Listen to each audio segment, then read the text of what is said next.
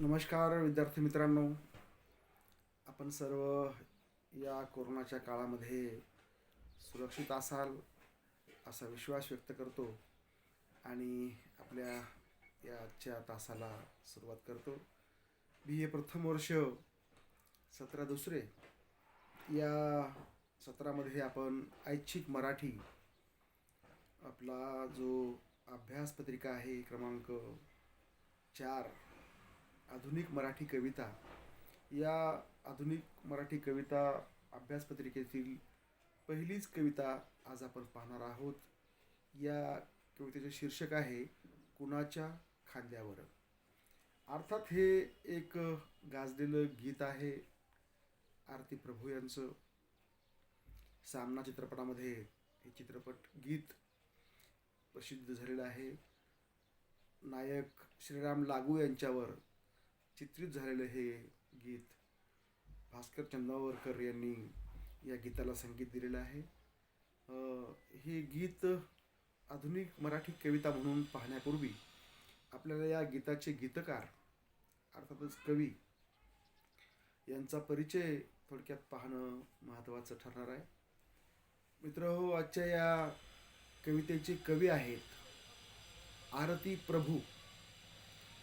अर्थातच आरती प्रभू हे टोपण नाव आहे त्यांचं. त्यांचं मूळ नाव आहे चिंतामण त्र्यंबक खानोलकर. चित्रेम खानोलकर या नावानं ते ओळखले जातात. आधुनिक मराठीतील एक महत्त्वाचे प्रयोगशील कवी, नाटककार, कथाकार आणि कादंबरीकार म्हणून चित्रम खानोलकर यांना ओळखलं जातं. अतिशय कमी आयुष्य त्यांना दुर्दैवानं लाभलं. या कमी आयुष्यामध्ये सुद्धा त्यांनी प्रचंड साहित्य निर्मिती केलेली आहे. त्यांचा जन्म 6 मार्च 1930चा म्हणजेच स्वातंत्र्यपूर्व काळात जन्मलेला हा एक मोठा लेखक चित्रेम खानोलकर आणि त्यांचा मृत्यू झालेला आहे 26 एप्रिल 1976. अगदी 45-46 वर्षांचं अल्प आयुष्य खानोलकरांच्या वाटेला आलं. परंतु या अल्प आयुष्यामध्ये त्यांनी प्रचंड अशी साहित्य निर्मिती करून ते मराठी साहित्यात अजरामर झालेले आहेत असे चित्रम खानोलकर. यांची साहित्यिक वाटचाल आपण जर बघितली, यांचा जन्म कोकणातला वेंगुर्ल्यातला आणि त्यानंतर ते मुंबईला गेले. मुंबईमध्ये त्यांची भेट कवी मंगेश पाडगावकरांशी झाली आणि मंगेश पाडगावकरांबरोबरच ते मुंबई आकाशवाणी केंद्रामध्ये काही दिवस त्यांनी काम केलं. परंतु तिथला त्यांचा फटकळ स्वभाव त्यामुळं त्यांना ही नोकरी 1961 साली लवकरच सोडावी लागली. परंतु खानोलकरांनी आपलं लेखन मात्र थांबवलं नाही. त्यांनी प्रचंड लेखन सुरू केलं.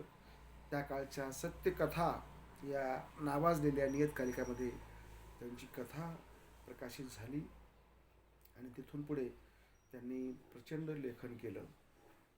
चित्रम खानोलकरांचा जर आपण काव्य बाबतीमध्ये विचार केला, कारण कवी म्हणून, तर 1959 साली त्यांचा जोगवा हा काव्यसंग्रह प्रकाशित झाला. जोगवा. आणि या काव्यसंग्रहानं मराठी साहित्यामध्ये एक वेगळा ठसा निर्माण केला. जोगवा समकालीन मानवी भावनांचं चित्रण या काव्यसंग्रहामध्ये कवीने केलेलं आहे. आधुनिक युगाची चाहूल या काव्यसंग्रहाच्या माध्यमातून लागावी अशा प्रकारची ही सुंदर कविता आहे जोगवा. त्यानंतर त्यांचा दिवे लागन हा काव्यसंग्रह 1962 साली प्रकाशित झाला. जोगवानंतर दिवे लागन. आणि त्यांचा सर्वात जास्त गाजलेला काव्यसंग्रह तो म्हणजेच अर्थातच नक्षत्रांचे देणे. नक्षत्रांचे देणे हा काव्यसंग्रह त्यांचा फार गाजला आणि याच काव्यसंग्रहाला पुढे 1978 साली भारत सरकारचा साहित्य अकादमी पुरस्कार मिळालेला आपल्याला पाहायला मिळेल.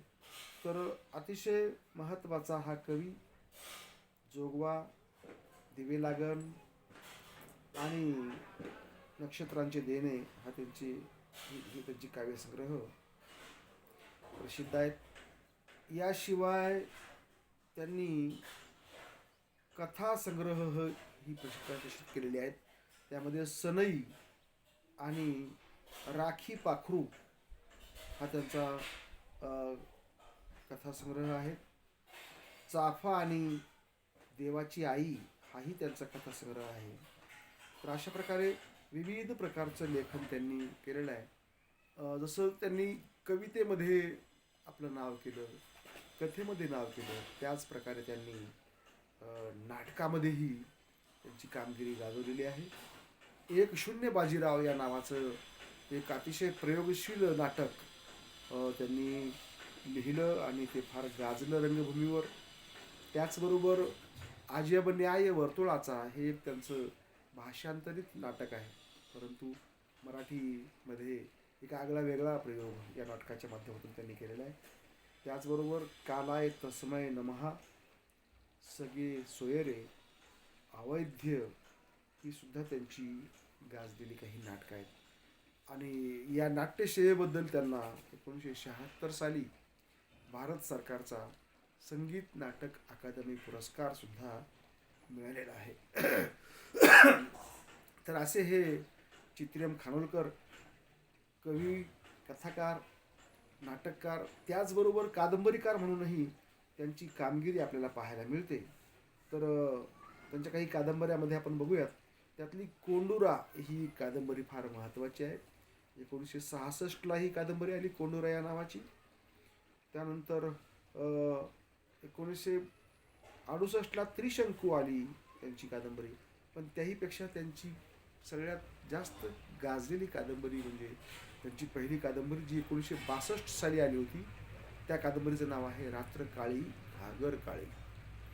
रात्र काळी घागर काळी या कादंबरीच्या माध्यमातून त्यांनी माणसाच्या मनातील राग, द्वेष, माणसाच्या मनातील विविध मत्सर भावना, विषारी स्वभाव माणसांचे, म्हणजे जागतिकीकरणाच्या म्हणजे आधुनिकीकरणाच्या पार्श्वभूमीवर दुसरं महायुद्ध झालेलं आहे, अशा त्या काळामध्ये मानवी जीवन कसं अस्थिर बनलेलं आहे याचं चित्रण त्यांनी या कादंबऱ्यांतून केलेलं आहे. रात्र काळी घागर काळी, कोंडुरा, त्रिशंकू, गणुराया आणि चानी 1970 साली ही कादंबरी त्यांची प्रकाशित झाली. त्याचबरोबर पिशाच्य 1970 आणि पाषाण पालवी 1976 अशा त्यांच्या कादंबऱ्या. म्हणजे मृत्यूपर्यंत लिहिणारा हा असा लेखक आहे जो सातत्यानं लिहित होता शेवटच्या क्षणापर्यंत. आणि म्हणून त्यांच्या या एकूणच साहित्य सेवेची दखल संगीत नाटक अकादमी पुरस्कार, साहित्य अकादमी पुरस्कार या पुरस्कारांनी घेतली गेलेली आहे. विद्यार्थी मित्र, त्यांचं जे गीत आपण पाहणार आहोत ते आपण उद्या पाहू. कुणाच्या खांद्यावर कुणाचे ओझे, मानवी स्वभावाचं उत्कट दर्शन घडवणारा हा कवी आहे, लेखक आहे, कादंबरीकार, कथाकार, बहुढंगी अशा प्रकारचं त्यांनी लेखन केलेलं आहे. तर अशा या महान लेखकाची कलाकृती आपल्या अभ्यासक्रमाला ठेवलेली आहे त्या अभ्यास मंडळानं. तर या कलाकृतीचा आपण उद्या आस्वाद घेऊया. सध्या आपण इथं